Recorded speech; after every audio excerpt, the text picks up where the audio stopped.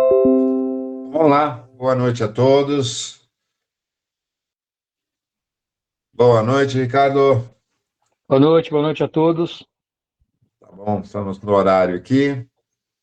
Vamos então, primeiro agradecer a presença de todos, dos nossos queridos amigos do dia a dia, que nos acompanham durante toda a nossa existência, aos mentores do Seara Esperança, em especial Frei Abílio, a todos os amigos que participam desse encontro conosco todas as semanas, e pedir a permissão, a proteção e a bênção do nosso Mestre Jesus, para que possamos extrair do aprendizado de hoje as melhores informações possíveis e aplicá-las em nossas vidas quando for oportuno.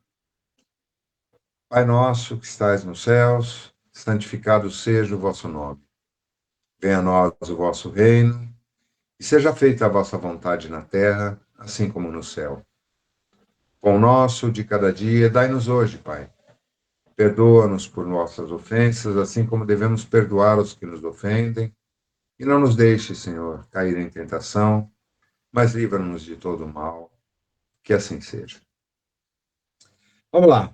Dos que estamos aqui presentes, que já responderam, todos já responderam a enquetezinha. Aqui só o Ricardo e a Marília que não vão poder estar conosco, né? O Ricardo tem jogão, final de campeonato, tem que estar em forma ali. Como é que está a posição do time de vocês lá, Ricardo? São duas categorias, os mais novinhos e os da nossa idade, mais da nossa idade. Nós estamos na semifinal dos dois. Opa, legal. Aí são jogos toda semana, não tem jeito, tem que ir. E é todo Ah, sábado de manhã. legal. Aproveite bastante. E a E Marília eu, também. eu Oi? vou pro interior, é aniversário da minha avó, e aí Ah, a gente vai pra lá. legal. Dá os Aproveitar parabéns que é a ela por feriado. nós. Obrigada, Zé. Então, tá bom.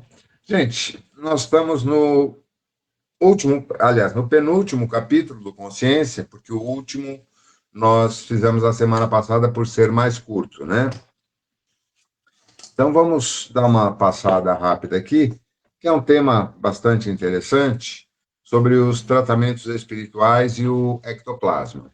É uma coisa que a gente acompanha, alguns mais de perto, outros de uma forma mais afastada, os tratamentos espirituais que a gente presencia, alguns já passamos por eles, sabemos alguma coisa com base naquilo que já estudamos no Livro dos Espíritos, também no Livro dos Médiuns. Mas aqui o nosso amigo Joseph tem algumas considerações interessantes que acredito que possam ser úteis para nós, pelo menos como aprendizado. Então vamos lá. Quais espíritos contribuem para a preparação de medicamentos ou a fluidificação das águas? Porventura são todos especializados, como médicos do espaço? Primeiro, eu não concordo com esse termo fluidificação das águas, porque a água é um fluido. Ela não pode ser fluidificada, ela é sim magnetizada. Esse termo passou a ser utilizado há muito tempo dentro do movimento espírita e se tornou um sinônimo, não muda nada, mas é um termo, a meu ver, incorreto. E se nós formos nos ater aos ensinos de Kardec e também de André Luiz, em momento algum se fala em fluidificação, mas sim em magnetização.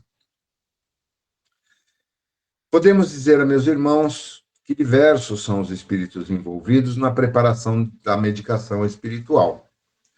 No entanto, não podemos confundir especialização com títulos conquistados nas academias da Terra. Muitos desses seres que contribuem na preparação dos medicamentos de origem espiritual se especializaram do lado de cada vida na dedicação diária ao serviço que realizam. Dessa forma, temos entre eles, por exemplo, tanto os seres elementais quanto espíritos mais evolvidos, que utilizam suas habilidades juntamente com aqueles que meus irmãos costumam designar como médiums, médicos espirituais. Olá, Cris, boa noite. Alguns medicamentos, devido à sua natureza, são preparados pelos seres que se caracterizam como caboclos, pais velhos e outros ainda, até mesmo por seres de outros orbes.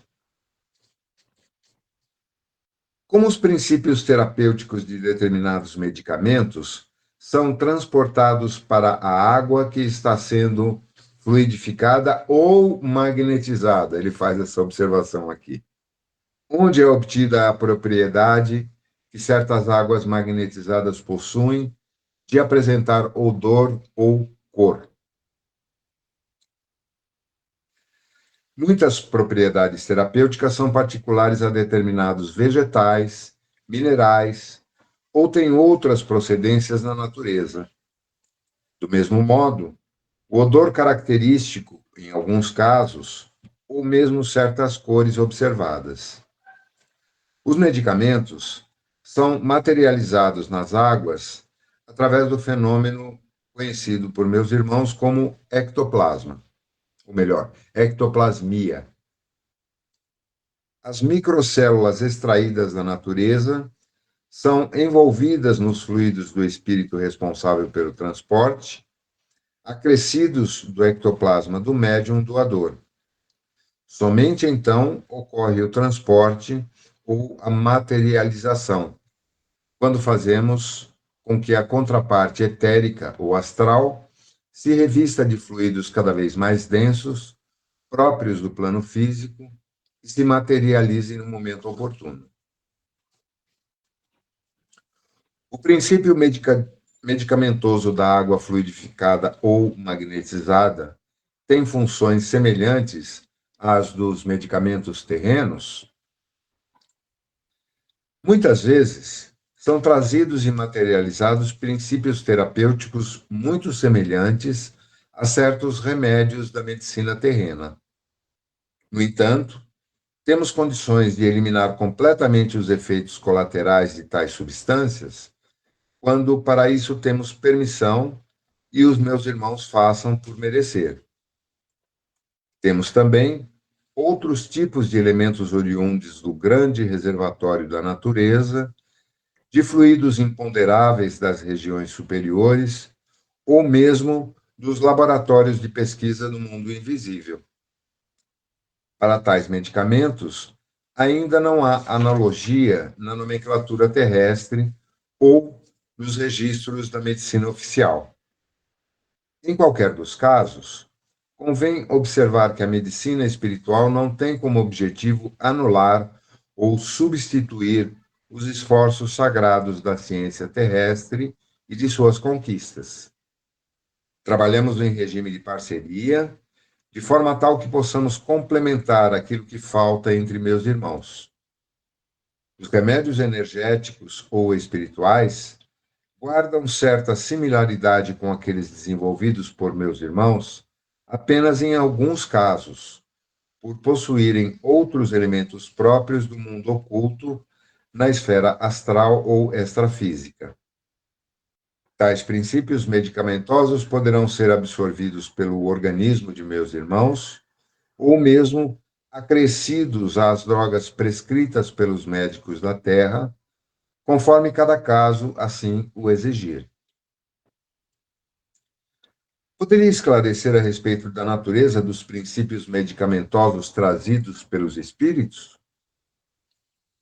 Aquilo que denominamos microcélulas são elementos que meus irmãos consideram difícil de extrair da natureza devido ao atual estágio da sua ciência. Entretanto, para nós, constitui algo simples e corriqueiro. As propriedades de certas substâncias trazidas pelas diversas equipes que contribuem para a cura ou o tratamento espiritual conseguem renovar e reorganizar completamente as células físicas, desde que meus irmãos ofereçam condições para a materialização de tais medicamentos. Para que obtenhamos eficácia, a oração, a conexão com a fonte eterna de todo o bem é fator indispensável, aliada aos esforços de modificação e reeducação do pensamento e das emoções. Somente com uma predisposição criada por esses recursos internos é que os recursos da medicina espiritual poderão ser ativados e alcançar graus variados de eficácia. Aqui cabe duas observações. Uma delas, muito recentemente, já na segunda década desse século, os laboratórios químico-farmacêuticos passaram a produzir diversos medicamentos que já estão no mercado, que são constituídos de nanocomponentes, ou seja, utilizam a nanotecnologia para reduzir moléculas a tamanhos infinitamente menores dos que as que eram usadas convencionalmente, ou são, na maior parte dos casos, e com isso ter maior precisão e podem eventualmente ser programadas quimicamente para agir apenas e tão somente nas células que se apresentam danificadas por alguma razão. Então, esses medicamentos nanotecnológicos, eles muitas vezes são como que conduzidos por impulsos químicos até áreas específicas, sem afetar o seu entorno. Isso, inclusive, na terapia de câncer, na quimioterapia, permitiu que se desenvolvessem medicamentos com muito menos efeitos colaterais em relação àqueles que eram utilizados anteriormente. Aqueles que eventualmente acompanham pacientes com câncer que estejam fazendo quimioterapia devem ter alguma informação ou pelo menos a percepção de que realmente houve um progresso, um avanço muito significativo nesse campo da medicina terrena. Claro que, infelizmente, a indústria química farmacêutica, uma das mais poderosas do planeta, ela visa lucro. Ela é uma indústria das que mais investem em pesquisa e desenvolvimento, porém, eles querem retorno pelos investimentos que fazem. Fala, Pedro. Só para não perder o fio da meada, Zé, você falou aí, eu lembrei de um caso, né, de um vídeo que eu assisti, tem uma ideia, tem mais de 15 anos, né? Uma reportagem sobre alguns inventos, assim, que trazia para o bem da humanidade, mas de uma hora para outra, como se fosse até como se diz, ó, aquelas teorias de conspiração, né? Essas pessoas que tinham esse invento, essa benfeitoria, acabou sumindo do mapa, né? E aí eu vi um caso de um médico cientista que você vê, ele inventou uma máquina, uma espécie de ressonância que justamente trabalhava na frequência das células cancerígenas, né, das células danificadas do câncer. E aí, nesse experimento, qual que era o objetivo? Ele colocava numa frequência, era uma máquina semelhante a uma ressonância, né? Colocava numa frequência que só caía na frequência das células danificadas de câncer. Aí, num período, assim, de 6 meses, mais ou menos um acompanhamento de umas 10 pessoas com câncer, 8 foram curadas, e as 2 que não foram curadas, entretanto, teve uma regressão no seu sintoma cancerígeno, né? Aí ele, assim, só vou resumir, né? Aí, na época, ele colocou esse projeto, foi em contato com o governo, com o órgão de saúde, tudo, ele falou, não. Aí o pessoal, não, isso aí precisa de muitos testes, não é válido, muito experimento. Aí passou um mês, o cara sumiu e descobriram que esse cientista morreu, entendeu? E a gente sabe, como você falou, né? Infelizmente, a indústria de laboratórios, a farmacêutica de remédio visa o lucro.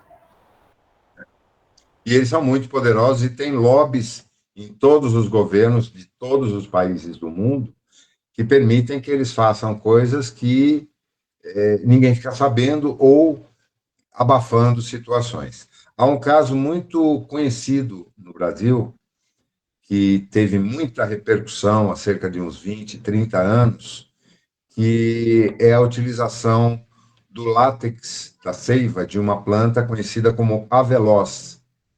É muito comum em muitas partes do Brasil, inclusive aqui em São Paulo, e que tiveram efeitos excepcionalmente eficazes no tratamento de câncer de diversos tipos. Eu, em 2008, 2009, quando mamãe contraiu não, quando foi diagnosticado o câncer dela, fui conversar com pessoas próximas aqui, amigos do meu filho, uma família de japoneses, que havia sido tratada com a Veloz e teve uma recidiva assim, impressionante de um câncer que já tinha sido considerado como irreversível no caso dela. Já o marido dela, que também teve câncer, não suportou a quimioterapia. Na primeira dose, ele quase morreu. Ele, depois de um tempo, começou também a tomar o Aveloz diluído e teve uma melhora significativa. Tempos depois, nessa época ainda, acho que foi o primeiro governo Lula, o vice-presidente era o José Alencar, é isso? João Alencar, que era um empresário conhecido do setor têxtil e tal. Ele contraiu câncer e ele também foi tratado com a Veloz. Isso chegou a ser divulgado, ele deu declarações. Depois, o Lula teve um câncer de garganta, e como as pesquisas haviam começado em Pernambuco, surgiram conversas de que ele também estaria utilizando, e aí foi feito um grupo de estudos aqui do Einstein, juntamente com a Universidade Federal de Santa Catarina, onde se fizeram as duas primeiras etapas de estudos da aplicação do Aveloz em tratamento de câncer, com resultados surpreendentes. Até que uma empresa do Nordeste, que pertence à mesma família da usina que produz a cachaça Ipioca, muito conhecida, né?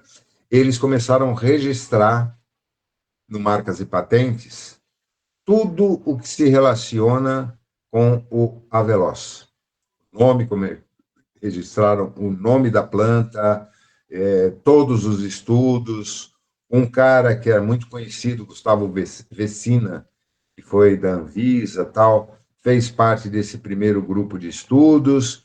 Depois ele montou uma empresa de desenvolvimento e pesquisa para trabalhar para um laboratório multinacional, e aí essa empresa absorveu todos os estudos do Einstein, da Federal de Santa Catarina e de vários outros lugares, e de repente isso sumiu da mídia. Foram feitos várias matérias jornalísticas, documentários sobre o Aveloz, e tudo isso foi praticamente apagado. Hoje não se encontra quase nada. Eu tenho uma pasta onde eu salvei inúmeros vídeos, estudos que foram divulgados, tal, mas que hoje não estão mais acessíveis na internet. Isso acontece, via de regra, e sempre aconteceu, né? E com o poder econômico e financeiro dessas grandes corporações chegando ao limite do absurdo, eles hoje são mais poderosos que muitos governos. Então, há muito pouco ou quase nada que podemos fazer. Felizmente, no plano extrafísico, eles não conseguem barrar a ação daqueles que se dedicam a utilizar esses conhecimentos mais elevados, né, da quinta dimensão, para trazer benefícios à humanidade. Mas também há aqueles que, com o mesmo grau de informação e conhecimento, trabalhem em benefício das forças da não-luz. Isso é inegável que acontece. O Ângelo Inácio relata muito isso em vários dos livros dele, né? Quando ele mergulha ali nos laboratórios do astral inferior, e lá se fazem pesquisas que estão muito além daquilo que a nossa ciência hoje conhece.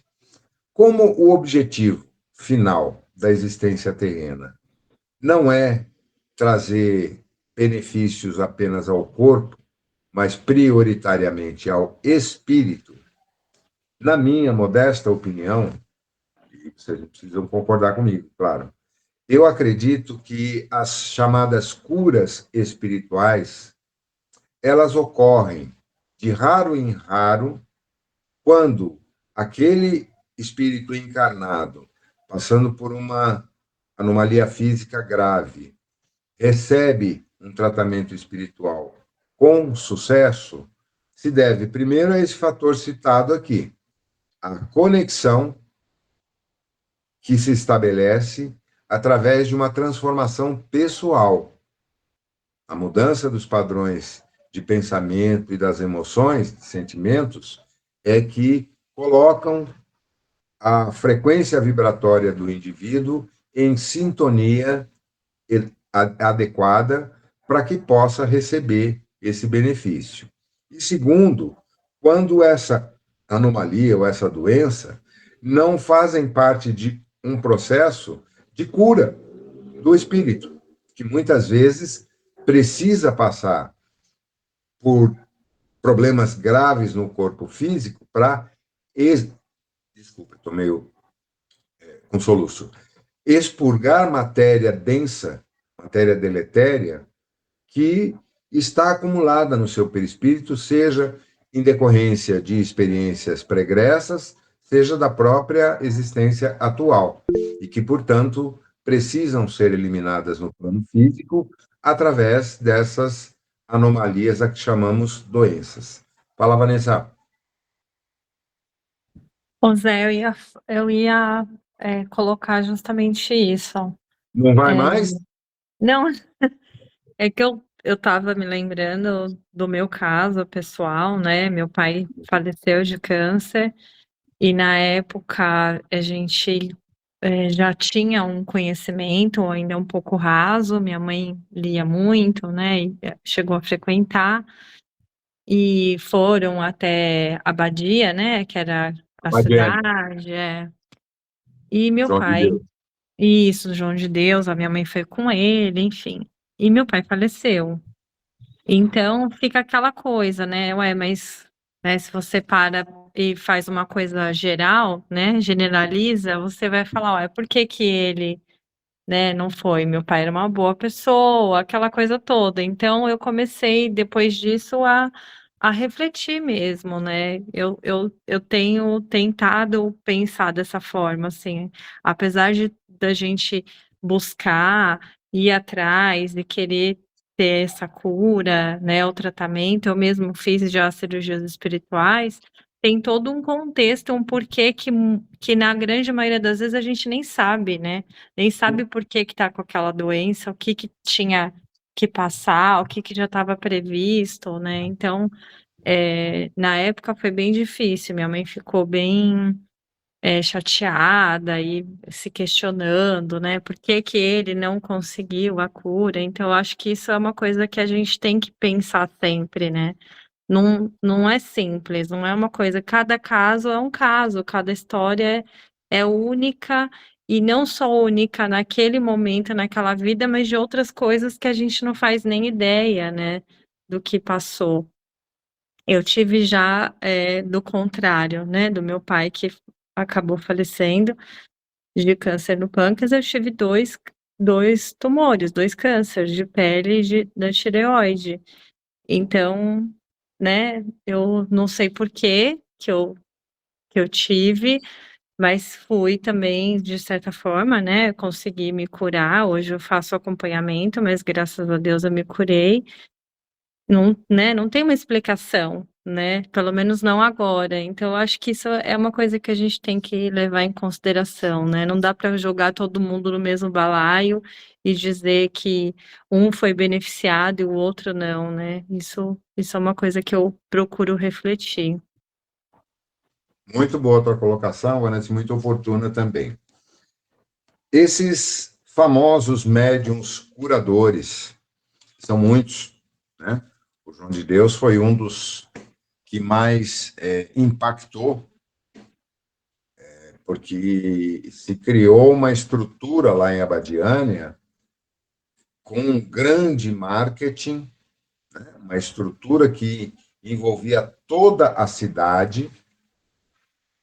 Passou recentemente, inclusive, uma série em 4, 5 episódios sobre todo o processo lá que culminou com a prisão dele, né? Antes dele, o Zé Arigó, que se tornou um caso muito famoso. Nessa época eu acompanhei, porque tinha um programa na Rede Manchete, que era dirigido pelo Milani, e que abordava muitos temas espirituais. Depois o do Dr. Fritz, operando primeiro através do médico pernambucano, o Edson Queiroz, que operou meu pai à distância, né? Mas dentro de um contexto hospitalar. Eu já contei essa história aqui para vocês, não vou repeti-la.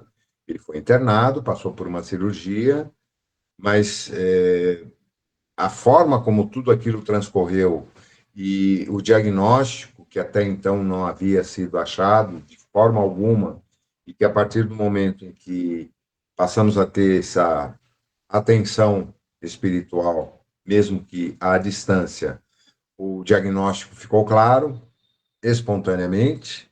A cirurgia foi muito bem sucedida, era um tumor maligno na área do intestino, foi eliminado e nunca mais ele teve problemas.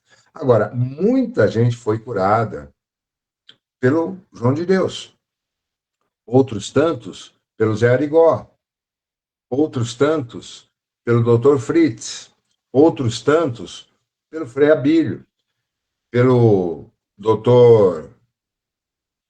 Nossa, me fugiu o nome dele, que opera.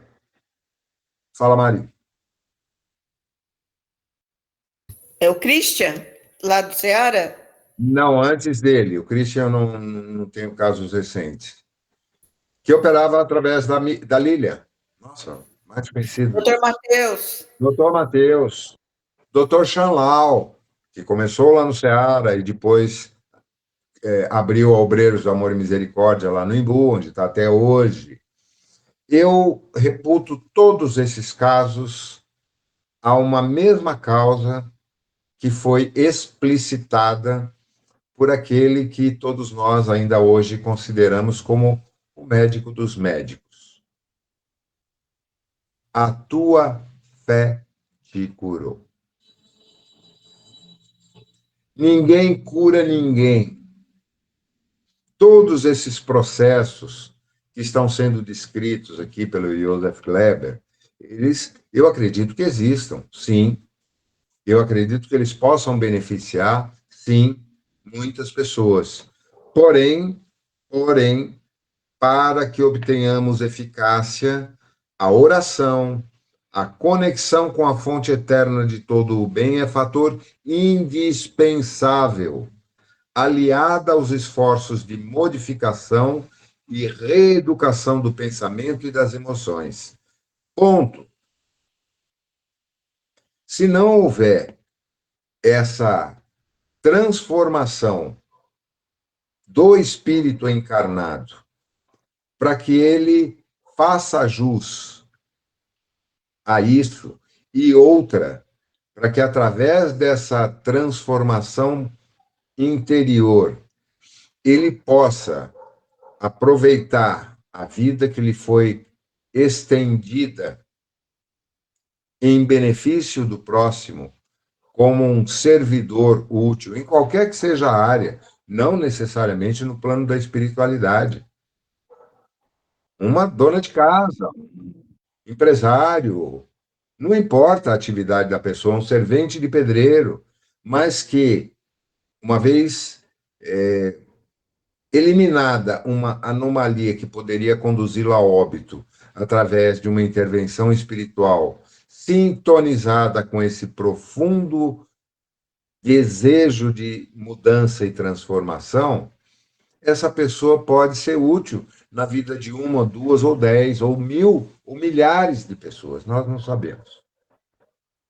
Agora, uma coisa é líquida e certa: tanto os que foram curados quanto os que não foram, ou morreram ou vão morrer. Você foi curada pela ciência e, eventualmente, com o suporte também das cirurgias espirituais. Mas, neguinha, tu vai morrer também, tá? De morte morrida ou de morte matada? Simples.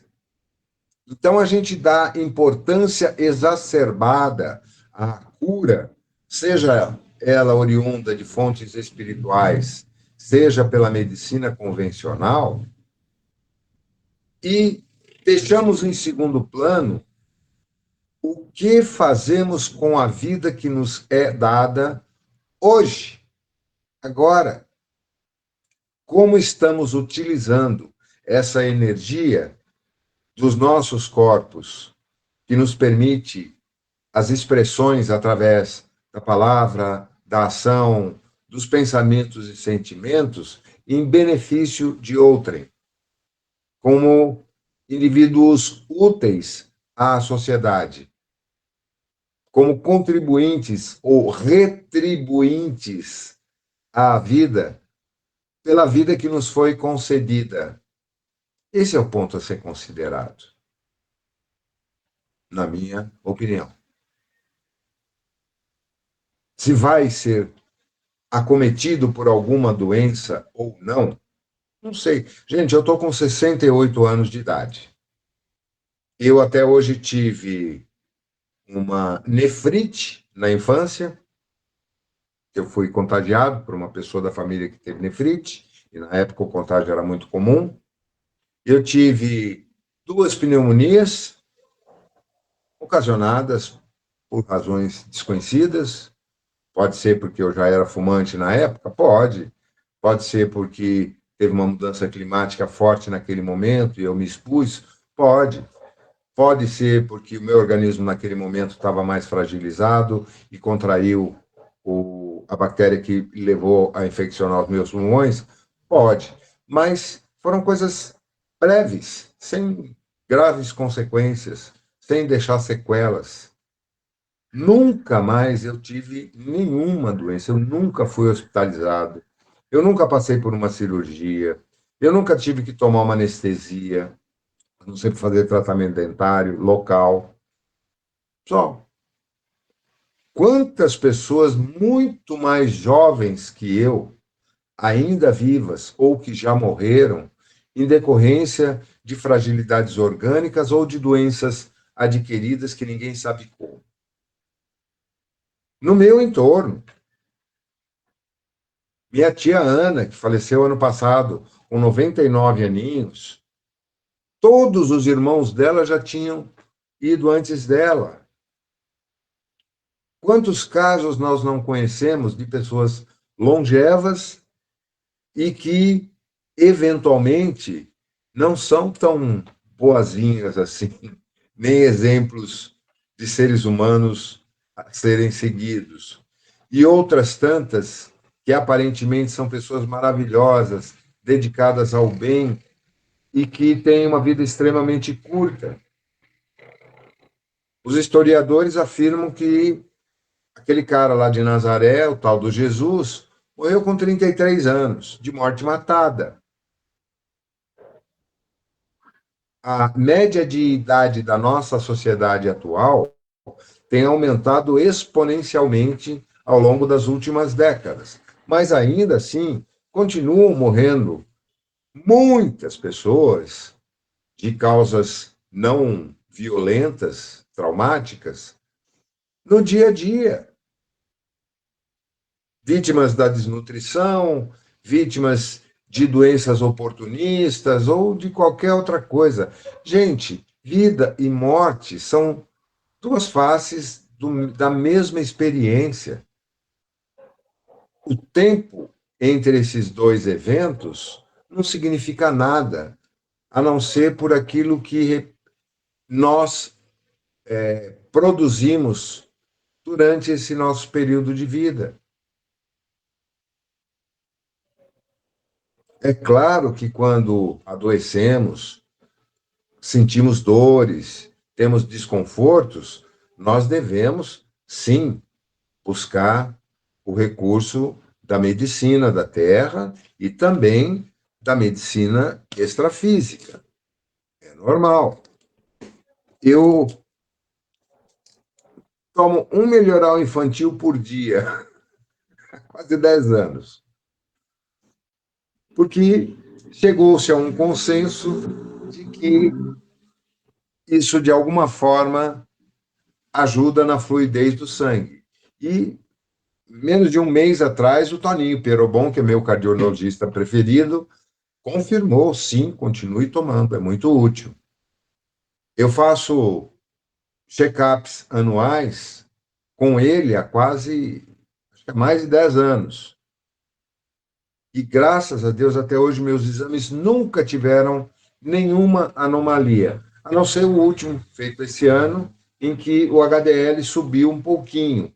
Como os parâmetros mudaram, ele mesmo falou, olha, agora está na hora de você tomar um remedinho para controlar isso. Porque até então eu nunca tinha tomado nenhum medicamento de uso contínuo. Estou tomando estatina, um por dia. Comecei há um mês. Tudo bem, é claro que a gente tem que se cuidar. A Marina já passou por situações dramáticas de saúde, dolorosas, né, Marina? Você, a Zezé também, a Vanessa, a Antonilda. Todos nós temos os nossos piripaques em algum momento. E é absolutamente normal, está tudo certo que assim seja.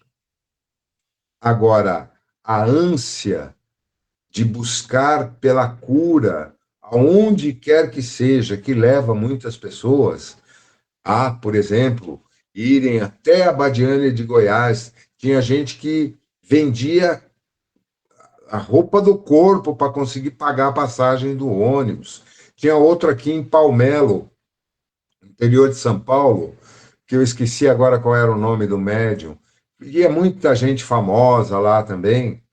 Eu fui levar um amigo meu para se tratar lá, e ele ficava hospedado na pousada que era Eu do fui. próprio dono do centro, como lá em Abadiânia, o João de Deus era dono da cidade inteira. Havia um puta de um comércio ali. Eu fui com a Melissa levar o Wilson, esse meu amigo, ele ficou hospedado lá, e nós ficamos numa pousada na cidade vizinha, que eu não me sentia à vontade. Nem comer ali, nos restaurantes locais, eu quis comer. Nós fomos jantar, fomos numa pousadinha numa cidade vizinha, jantamos por lá, no dia seguinte almoçamos no outro lugar e voltamos só para buscá-lo. Porque aquilo para mim é como Aparecida do Norte, é um comércio só. E, no entanto, muita gente foi curada lá pelas influências desse centro de tratamento. Como é que é o nome do médium, Marina, você lembra? Muitos Lembro, atletas. Oi? eu fui lá fazem 11 anos. Eu acho que até mais que isso. Bom, não vem ao caso, é mais um. Agora, dizer que ele é um milagroso, conversa mole para boi dormir. Mesmo o Zé Arigó, que foi filmado, foi identificado, está lá registrado, ele tirando um globo ocular de uma pessoa, enfiando o dedo, pegando um tumor cerebral, dá na mão do médico daquele paciente, que leva para fazer biópsia, era cancerígeno, enfia o globo ocular de volta, não tem uma gota de sangue, o cara não sente nada, sem anestesia, fazendo cortes com lâminas enferrujadas, nunca teve casos de infecção oportunista, nada. Para que isso tudo? Para despertar a atenção das pessoas de que existe algo além do plano simplesmente físico. E só. Tanto que todos esses tiveram morte violenta. O Zé Arigó, o João de Deus não teve morte ainda, está vivo e muito bem, diga-se de passagem, né? Prisão domiciliar, mas conversa mole para boi dormir. O Edson Queiroz foi assassinado. Esse de Palmelo também morreu de forma violenta. Gente, são pessoas normais que tem tarefas importantes na divulgação de uma coisa que, para aquele grupo de pessoas que se sente impactada por essas referências, vão propagar a existência da espiritualidade. E está tudo certo que seja assim. Hoje são cada vez mais raros esses casos. Tem-se muito poucas notícias de cirurgias espirituais, aquelas escatológicas, de corte. Hoje eu não tenho conhecimento de nenhum lugar que faça isso mais.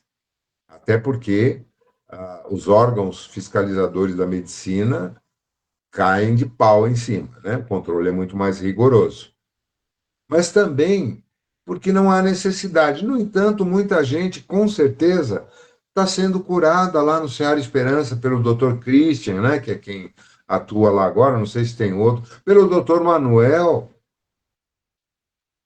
que age através do Antônio Pirobon, que é esse meu cardiologista e amigo, e em vários outros lugares, lá no Lar Celeste, na Obreiros, lá no Imbu, em qualquer lugar, até dentro de casa, ou em igrejas católicas, ou em templos evangélicos, ou em terreiros de Umbanda. Essa interferência do plano espiritual ocorre, sim, e se utiliza desses fantásticos recursos que estão sendo descritos aqui pelo Joseph Kleber, porém, que só tem eficácia quando efetivamente o paciente demonstra, através da sua transformação, o merecimento e assume um compromisso de continuar a viver melhor e ser útil. Senão entra naquela parábola da figueira seca. Não dá frutos, morre. Simples assim. Como é produzida a materialização dos medicamentos nas reuniões de ectoplasmia ou nos processos de magnetização das águas? Os fluidos obtidos pela doação de meus irmãos médiuns passam por um processo de elaboração. O fluido nervoso, conhecido por meus irmãos como ectoplasma, é o elemento-chave para o processo eletromagnético de transferência desses elementos curativos do plano extrafísico para o físico.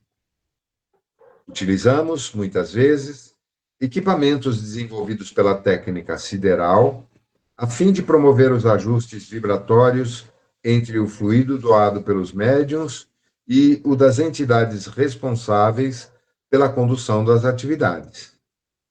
Muitos desses recursos, utilizados por nós, são processados em tempo muitíssimo reduzido, considerando os padrões atuais da ciência terrena. Em apenas alguns segundos, nos é possível ajustar o campo eletromagnético dos corpos espirituais de médiuns e espíritos, a fim de obtermos as condições necessárias à materialização dos medicamentos. Mas convém repetir, somente podemos realizar algo que beneficie meus irmãos mediante a autorização do alto e os recursos íntimos oferecidos por meus irmãos. A tal da transformação pessoal. No processo de materialização em si, os elementos a serem transportados para o panorama físico são envolvidos nos fluidos perispirituais dos médiuns e dos espíritos que naquele momento trabalham em sintonia plena ou em fase de ajuste vibratório. O descenso vibratório é feito primeiramente passando-se os elementos curativos dos fluidos do espírito para os fluidos dos médiuns. Depois, então, ocorre o fenômeno propriamente dito da transferência das partículas atômicas e subatômicas para o plano ou a dimensão em que se localizam meus irmãos. O fato é algo corriqueiro do nosso lado, embora possa ser difícil ainda para os pesquisadores da Terra entenderem o processo. Uma vez que disponhamos de ectoplasma e de permissão do alto, torna-se viável o processo de materialização. O mesmo se dá, em sentido inverso, com o fenômeno da desmaterialização, tanto de produtos medicamentosos, como de enfermidades, tumores e células adoecidas. Sempre dependemos da parceria dos médiuns e do aval de nossos superiores. Hoje já se tornou razoavelmente comum, embora seja caríssimo e poucos têm recursos para passar, cirurgias feitas remotamente por cirurgiões extremamente hábeis, com grande conhecimento técnico, operando um equipamento aqui que está conectado via internet por um robô em qualquer outra parte do mundo, mas com a correspondência. Ele está fazendo a cirurgia aqui e o robô está reproduzindo essa cirurgia no paciente onde quer que ele esteja. Nós estamos chegando muito perto. Só que nós ainda precisamos de equipamentos materiais para a realização desses feitos. E eles só não são mais comuns porque não interessa. A materialidade e a ganância dos órgãos que poderiam difundir essas tecnologias simplesmente não permite que elas ocorram. Mas hoje em dia, por exemplo, qualquer posto de saúde que você vá, até num pet shop, aí, numa clínica veterinária, tem lá um aparelhinho que faz um ultrassom. Que até muito pouco atrás, pouquíssimos hospitais dispunham de equipamentos de ultrassom. Hoje é um aparelhinho vulgar, barato, que é utilizado amplamente, com uma gama imensa de aplicações, porque dá uma possibilidade de diagnóstico de imagem que o raio-x não alcança, além do que o raio-x é um equipamento muito mais caro, pesado, depende de uma instalação delicadíssima, atua com radioatividade, como diz o próprio nome, né? Exige grandes investimentos, técnicos especializados, e nem sempre tem a mesma acuidade de um ultrassom, que é um aparelhinho de mesa do tamanho de um notebook, uma maletinha. Olha onde estamos chegando. Já a ressonância magnética nuclear ou o PET scan, que também já se tornaram notórios, são equipamentos infinitamente mais sofisticados, mas que poderiam já estar disponíveis numa escala muito maior se não houvesse o interesse financeiro por trás, assim como muitos medicamentos de ponta não são ainda acessíveis à maioria das populações. Então, o que fazem? Os laboratórios entram em contato com os governos, estabelecem um acordo e uma partilha de comissões para os governantes, para os secretários, ministros, blá, blá, blá. O laboratório fornece para o governo, que, por sua vez, disponibiliza na rede pública. E, em raros casos, como, abençoadamente, no Brasil, a distribuição gratuita de medicamentos de alto custo pelo SUS, pelo Hospital das Clínicas e várias outras entidades, é um fenômeno quase que único no mundo. Nos Estados Unidos, se você não tem grana, e muita grana, para extrair um dente, ou para remover uma verruga que pode ser cancerígena, indicar um câncer de pele, procedimentos simples, você tem que gastar mais do que o valor de um carro. Uma consulta emergencial com um especialista, em qualquer lugar dos Estados Unidos, está na faixa de 4, 5 mil dólares. É só perguntar para quem mora lá, e certamente conhecemos pessoas que vivem no exterior. Na Europa não é muito diferente.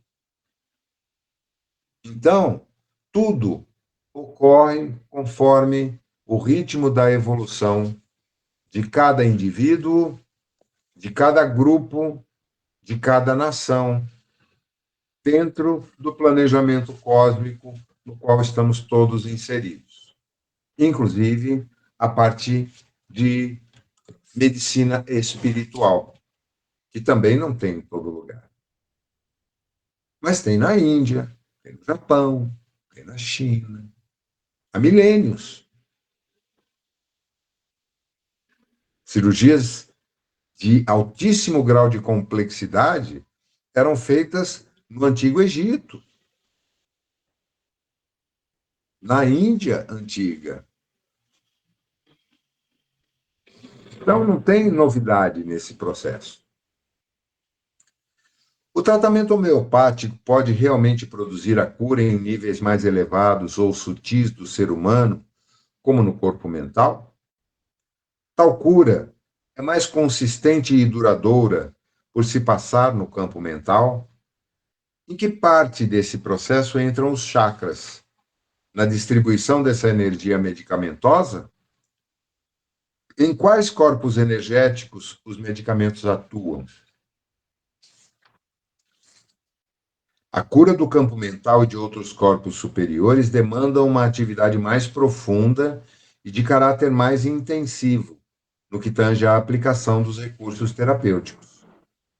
Desconhecemos a viabilidade desse tipo de cura através da homeopatia, embora muitos de meus irmãos ainda insistam nessa tese. O campo mental só é acessado para a cura ou o tratamento através de técnicas ainda desconhecidas pelos meus irmãos encarnados. Meus irmãos podem auxiliar no processo, é verdade, contudo, os mais prodigiosos resultados de muitas terapias holísticas ou emergentes somente conseguem atingir as matrizes do corpo psicossomático, inclusive os tratamentos com florais e a homeopatia. Convém esclarecer a meus irmãos que o processo de cura pressupõe a erradicação completa do morbo ou do desajuste. Considerando o corpo mental como sendo de uma dimensão energética superior, por enquanto, somente o processo reencarnatório, com seus mecanismos psicossociais e espirituais, poderá interferir, com o tempo, nas matrizes mentais superiores. Nunca foi pretensão de Hahnemann, o precursor e o inventor da homeopatia, que a homeopatia atingisse níveis tão profundos como esse nos quais vibram as matrizes do corpo mental. Naturalmente, isso não invalida o fato de que certos medicamentos homeopáticos predispõem o indivíduo para maior incursão na profundidade de seu mental soma. Mas pretender a cura dessas matrizes através da homeopatia seria esperar muito da capacidade medicamentosa da terapêutica homeopática. Todo o processo de cura, para ser consistente e duradouro, deve contar com a participação do indivíduo de forma consciente. Mas ainda é preciso que se esgote o conteúdo kármico relacionado àquele que providenciou o processo enfermiço. Outra coisa é importante considerar. Muitas vezes o mal ou a enfermidade que se deseja curar já é o tratamento ideal para a verdadeira desarmonia, que muitíssimas vezes é de ordem moral, emocional ou kármica. Portanto, pretender a cura total é algo arriscado no contexto evolutivo de meus irmãos. A atuação dos medicamentos homeopáticos depende muito da predisposição do indivíduo. Não podemos generalizar os resultados ou o potencial homeopático sem considerar as predisposições íntimas e emocionais de cada ser. Então, voltamos ao mesmo ponto. A fé cura. Muitas pessoas se curam tomando placebo, enquanto outras não se curam tomando medicamentos extremamente eficazes. O mesmo medicamento, o mesmo tratamento pode ter um resultado excepcional para um indivíduo com as mesmas características, com a mesma doença, e não ter efeito nenhum no outro, que é um irmão gêmeo, que tem a mesma carga genética. Vamos pular para o próximo link, gente, que está acabando esse aqui. Aí a gente continua. Estou fechando essa sala.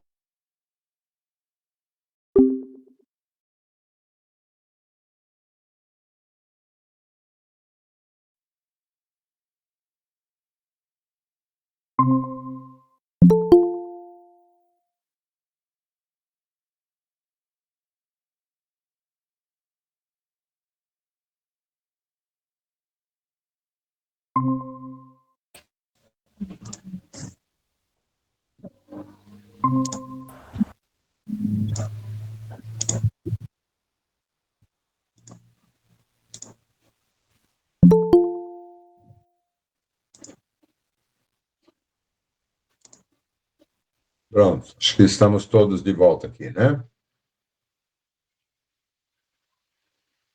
Legal.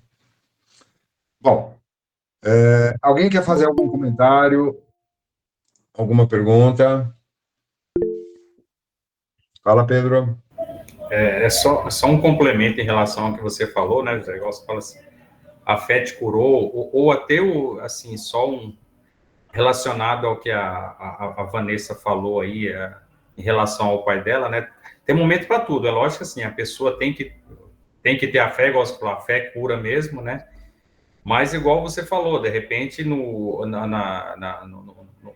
processo evolutivo da pessoa, aquilo ali faz parte do crescimento dela, né? Então, quer dizer, mas ela, independente dela ver o resultado da melhora, ela deve seguir diante com sua fé, como se diz, com o esforço para melhoria, porque como a gente mesmo, assim, pelo nosso conhecimento, nós sabemos, essa jornada nossa é muito pequena em relação à nossa vida espiritual, né? Então, quer dizer, às vezes a gente tem, o pensamento presente de todo mundo é sempre viver o presente, né? Mas assim, a gente quer a melhora presente também, mas muitas vezes a gente está plantando não para agora, né?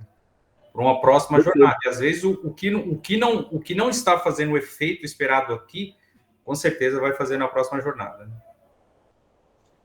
Retomando a frase do Joseph aqui.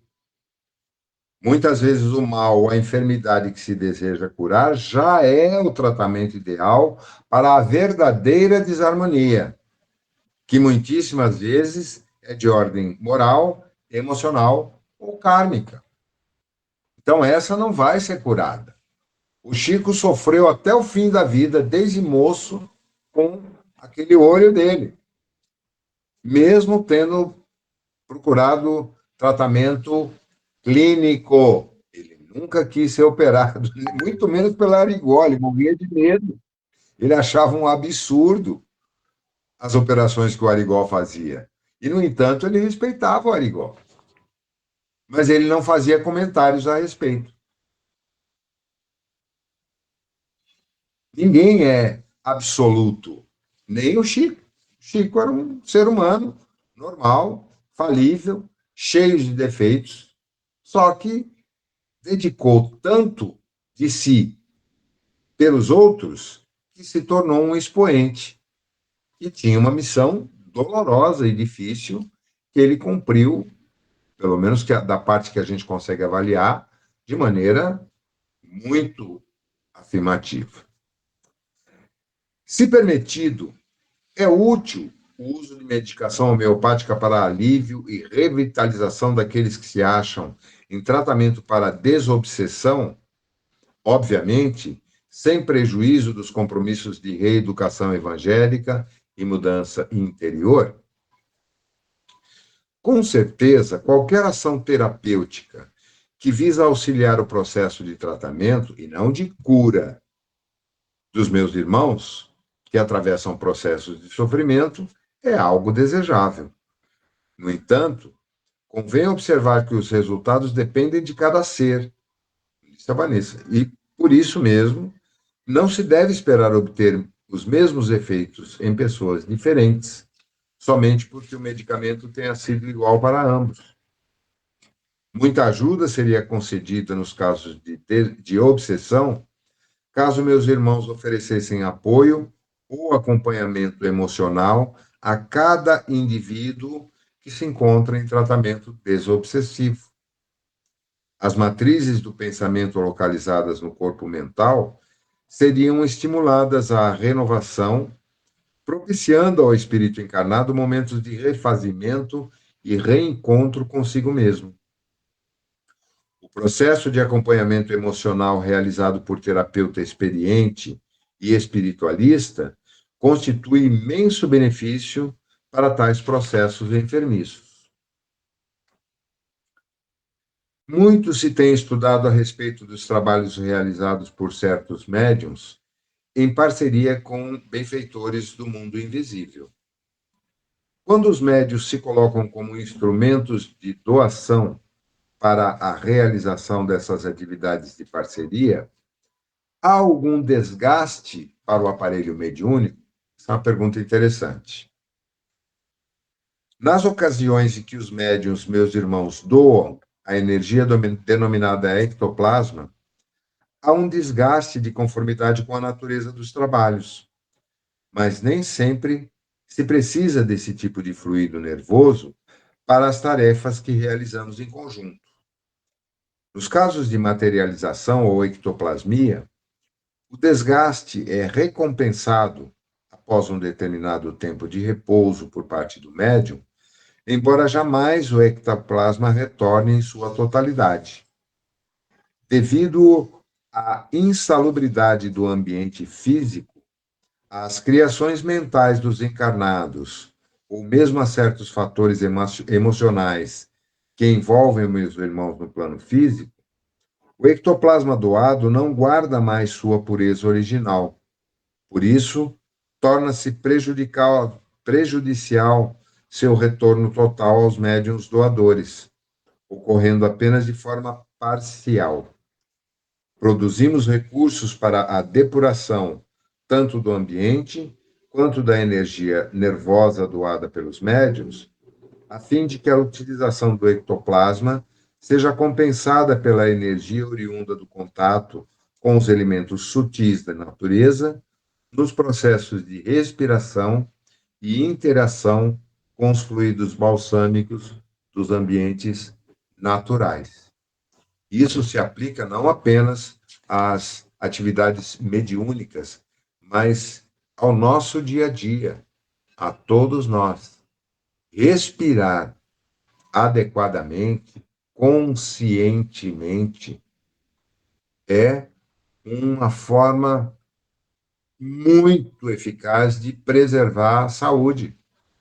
E nós não aprendemos a respirar. A maior parte de nós ocidentais, e muitos dos orientais também, não respiram com consciência e de forma adequada. A gente usa a nossa capacidade respiratória, quando muito, a 40% ou 50% do seu potencial. Isso corresponde, por exemplo, em um exemplo tosco, um veículo com injeção eletrônica. Ele tem os bicos de injeção de combustível controlados eletronicamente e tem lá um sistema, né, caixa de controle, que determina a quantidade exata de combustível a ser injetada conforme a exigência do motor, naquele momento.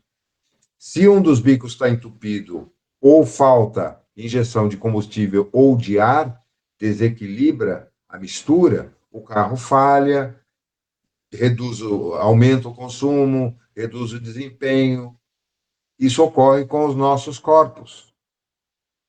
Se a gente ingere menos oxigênio do que o necessário para o funcionamento adequado do nosso organismo, com uma respiração irregular, sem dúvida, isso prejudica o funcionamento do conjunto. Tem pessoas que nunca fumaram na vida, mas têm os pulmões atrofiados, os alvéolos fechados. porque nunca foram inflados plenamente, nunca foram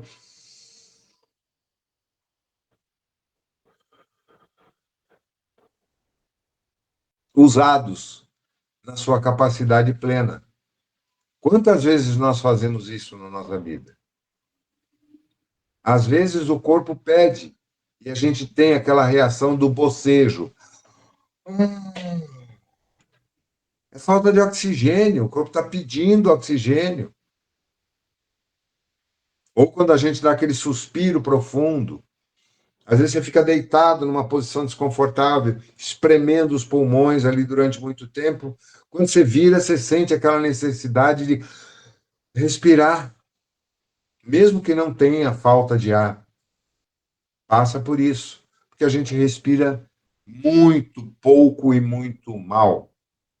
E ainda sujeitos a um ar de péssima qualidade, como os combustíveis adulterados que tem nos postos de gasolina, também o ar adulterado que respiramos não ajuda muito.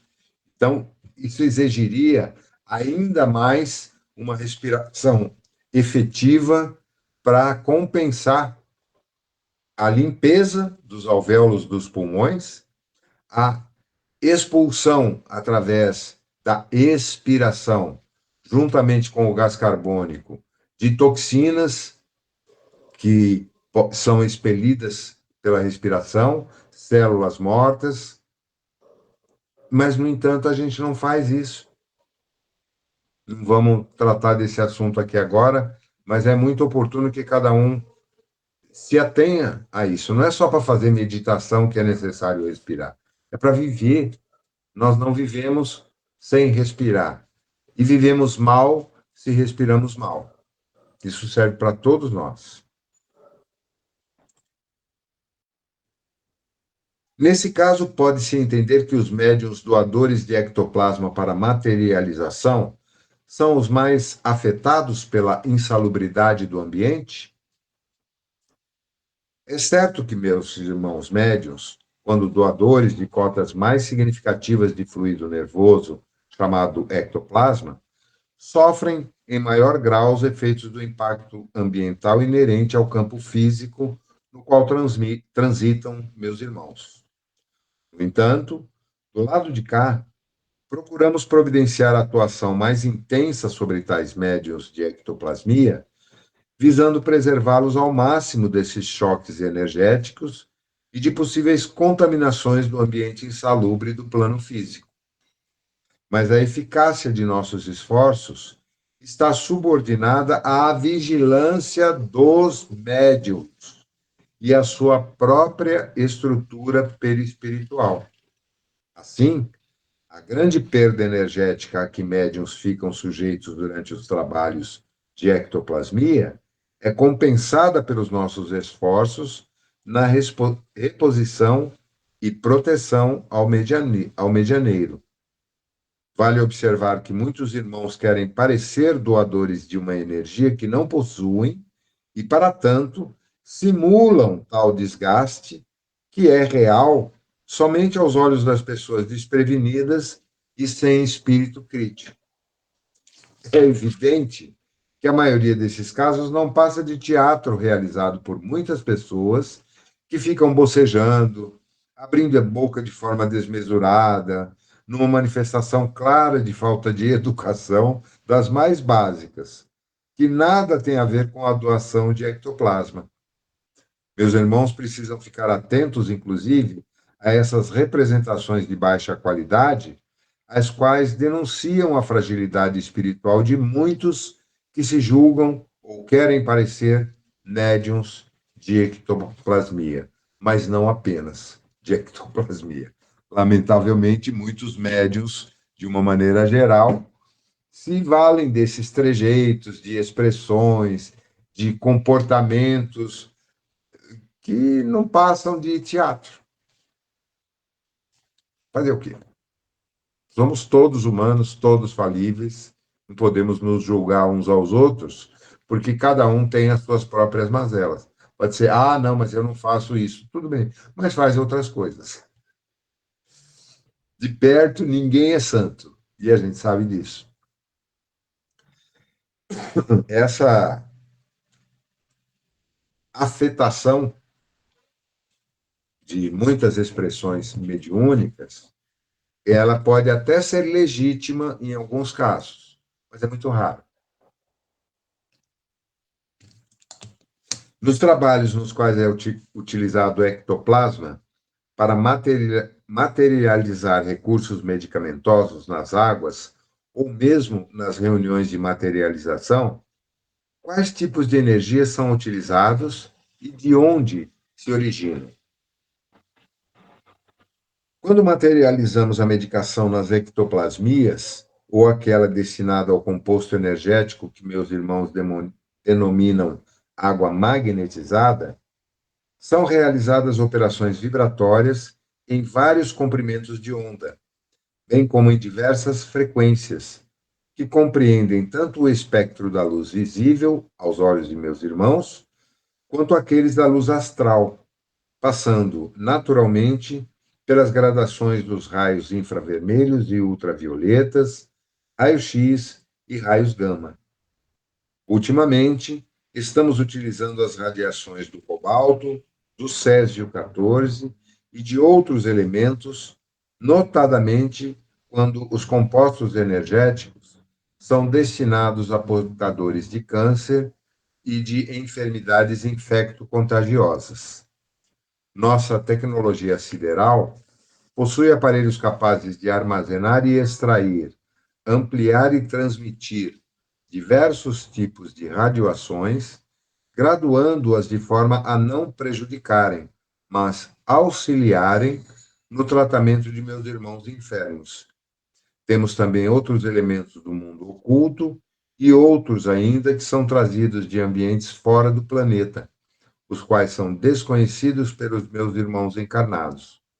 Enfim, de acordo com a permissão do alto e considerando-se cada caso com seus antecedentes kármicos, podemos utilizar ampla faixa de vibrações e radiações, bem como materializá-los nos processos de magnetização das águas e ectoplasmias. Gente, ainda falta bastante coisa aqui. Vamos deixar esse restante para a semana que vem e vamos tentar refletir um pouquinho sobre tudo isso aqui. No campo da ficção, e eu sou fã de ficção científica, a gente tem muitos filmes onde se apresentam processos de cura fantásticos, né? Um dos mais recentes que eu me lembro é o Pantera Negra. Quem assistiu? O primeiro filme do Pantera Negra. Puta, genial aquilo, né? Agora, lá atrás, no Jornada nas Estrelas, também aparecem técnicas semelhantes. Num outro, o Elysium,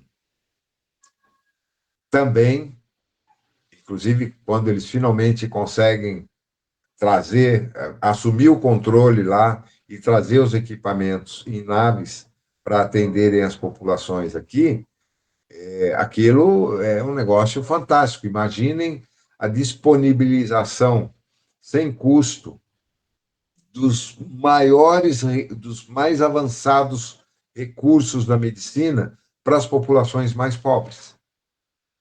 Né? Ah, mas isso é utopia. Será? Vamos ver uma coisa. Quem aqui conhece o trabalho de Médicos Sem Fronteira? Ou já ouviu falar? Quase todo mundo, né? A maioria só conhece pelas campanhas de arrecadação de doações que eles fazem pela televisão. Mas quando a gente vai se aprofundar e ver o trabalho que esses profissionais fazem, eu tenho duas conhecidas que trabalharam com profissionais do Médicos Sem Fronteiras e posso falar um pouco da experiência que elas me passaram. É um negócio maravilhoso. É claro que há condições extremamente difíceis nas quais não é possível um atendimento mais avançado. Mas, quando isso é possível, mesmo fora do programa do Médicos Sem Fronteira, tem inúmeros profissionais que se reúnem uma vez por ano, às custas do seu próprio bolso, levam ou de ônibus ou de barcos na região norte do país, no Amazonas, no Pará, os melhores equipamentos, os medicamentos mais avançados, e fazem um trabalho intensivo de cirurgias, inclusive, levando equipamentos para fazer cirurgias de catarata, para fazer intervenções bucais, para fazerem cirurgias de abdômen, de coração, gratuitamente. Será que isso já não é um prenúncio de algo que em breve pode se expandir e se tornar comum? Da mesma forma, quando regiões atingidas por catástrofes são socorridas pela união de várias nações, e para lá são deslocados os equipamentos mais sofisticados, medicamentos de altíssimo teor calórico e energético, que normalmente são utilizados apenas pelas Forças Armadas. A gente tem muitos exemplos disso. O trabalho da Zilda Arnes, quem conheceu Zilda Arnes, irmã do cardeal arcebispo de São Paulo, Paulo Evaristo Arnes. O trabalho que ela fazia na ONU era um trabalho maravilhoso. Ela e o grupo de pessoas com o qual ela estava alinhada desenvolveram uma maneira simples de, com restos de alimentos que normalmente são jogados fora, produzir um alimento de altíssimo nível proteico e que é extremamente bem absorvido pelo organismo, principalmente de crianças desnutridas, que não podem consumir uma alimentação normal com um estômagozinho tão concentrado, o organismo tão debilitado. E aquele pó dissolvido que elas faziam, em poucas semanas as crianças ganhavam peso e voltavam quase que à normalidade. Ela morreu naquele trágico atentado que morreu, inclusive, talvez um dos maiores brasileiros do mundo contemporâneo, o diplomata, nossa, tem um filme dele, Sérgio, eu e a minha memória alzheimer. Me ajuda aí, gente. Que morreu nesse mesmo atentado em que a Zilda Arnes morreu, ele estava no mesmo prédio lá no Haiti. Ele dá nome, inclusive, a um túnel que tem ali no Itaim, se não me engano. Não é Buarque, Sérgio... Nossa, Vieira Vieira de Mello. Sérgio Vieira de Mello. Tem um filme maravilhoso sobre ele também, que mostra. Mas a Zilda morreu foi no terremoto do Haiti. Não, foi um atentado ao prédio da ONU, onde ela e o Sérgio estavam. Ela ficou soterrada nos escombros. Não, ele sim, ela foi no terremoto do Haiti. Ela estava no mesmo prédio. Pode pesquisar. Eu acompanhei esse episódio porque me tocou profundamente. Eu tinha ele, já... Sim, eu me lembro, ele foi no Iraque, né? Eu não lembro. Eu acho que foi no Iraque. Eu não lembro o país, mas os dois faleceram no mesmo atentado. Eu me lembro bem disso porque eu acompanhava um pouco pela imprensa tal, e eu tinha muita admiração pelo trabalho dele quando ainda era vivo. Ele fez coisas maravilhosas, aquele cara. O meu sonho era ver aquele cara na presidência da República do Brasil. Quem sabe ele ainda reencarna, ou outros mais preparados que ele. Agora, gente, voltando só para a gente fechar nesses últimos 10 minutos. Primeiro, alguém quer fazer mais algum comentário? Não? Todo mundo quietinho? Eu só notei que toda essa matéria sobre materialização que é discorrido aqui no livro, não fala da materialização do plano espiritual, né? Como fazia o Peixotinho. Aqui é só para cura, mas utilizando o ectoplasma para a cura, né? E não para mostrar os espíritos materializados, não é isso? É diferente, né? O Peixotinho fazia aquelas materializações para cura também, mas os espíritos se materializavam lá, né? Algo muito Exatamente. bonito. Você chegou a ler. Você tem razão. A Zilda Arne foi num terremoto em Porto Príncipe. Não foi no prédio onde morreu o Sérgio Vieira de Mello, viu, Mércia? Estou vendo Certo. aqui agora. Desculpem, é sempre bom a gente pesquisar, né? É que ela atuava. Tem uma outra pessoa importante que faleceu lá também, mas eu não vou entrar nesse campo agora. Agora, voltando à tua pergunta e ao teu comentário. As sessões de ectoplasmia, das quais o Peixotinho era o médium principal, elas tinham caráter não de cura, mas de pesquisa, de estudo. Eram, inclusive, fotografadas, filmadas. O Chico participou de várias delas, assim como outros médiuns, Paulo César Frutuoso, se não me engano. Mas até onde eu tenho conhecimento, e eu li o livro sobre o Peixotinho, foi o Paulo Muccheroni que me emprestou esse livro.